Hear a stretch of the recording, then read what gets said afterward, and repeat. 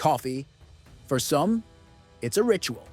For others, a daily necessity, a lifeline. The legal drug that fuels boardrooms, classrooms, and late-night side hustles. But for two companies, coffee was something more. It was a business, a brand, a battleground.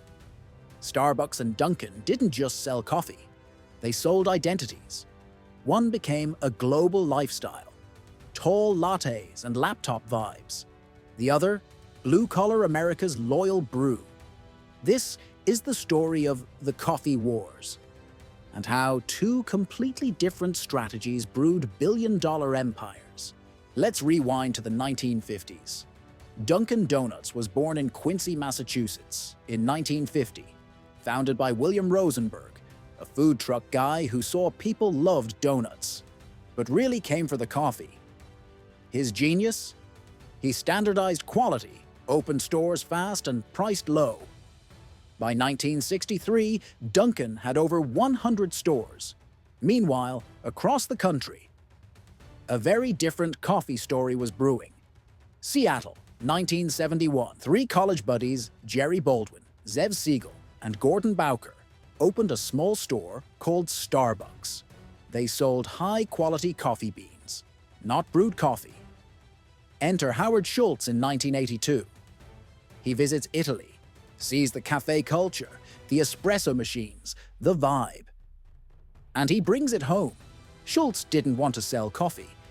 He wanted to sell experience. By 1987, he buys Starbucks and begins the transformation into the global juggernaut we know today. Dunkin' became your fast, no-nonsense stop. Grab a coffee, maybe a donut, back to work. Working class, East Coast, loyal. Starbucks? They slowed things down. Comfortable chairs, indie music, and fancy names for cup sizes. It was not just a coffee shop. It was your third place. Not home, not office, something in between. Their strategies reflected that. Starbucks sold atmosphere, luxury, and the emotional value of a coffee moment. Dunkin' sold volume, speed, and affordability. One said, "Come sit with your MacBook." The other said, "Get your cup and go." Starbucks went global hard. Japan, China, South Korea, Europe.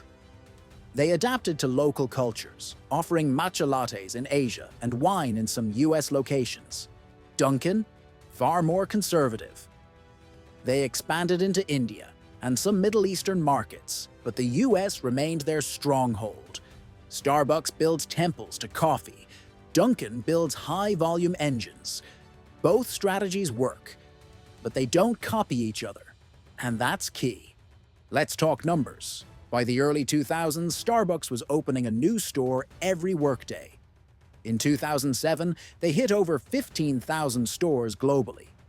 As of 2024, over 38,000 stores worldwide. Dunkin' lagged internationally, but in the US, it held its ground. 2010.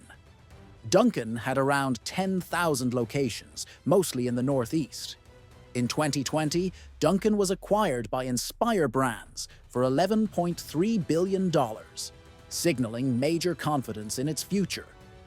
As of 2023, Starbucks, over $36 billion in annual revenue. Dunkin', around $1.5 billion, but it plays in a more focused, regional market. Starbucks is pushing further into premium territory. Think fancy reserve roasteries where you can drop $15 on a handcrafted brew. Dunkin' is investing in faster drive-thrus, mobile orders, and loyalty programs to stay the king of quick coffee. So, who wins? Depends who you ask. If you measure by revenue and global reach, Starbucks wins. If you measure by customer loyalty and regional dominance, Dunkin' punches above its weight. But in truth, there's room for both. They've carved out such distinct identities that most people don't switch between them. You're either a Starbucks person or a Dunkin' person. And both are okay with that.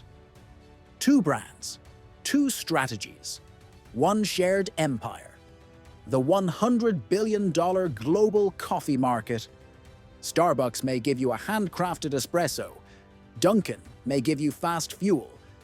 But they both gave us a masterclass in business branding. Thanks for watching BizLogue. If you enjoyed this video, hit that like button and subscribe for more untold business stories. See you in the next one. Until then, stay curious and stay caffeinated.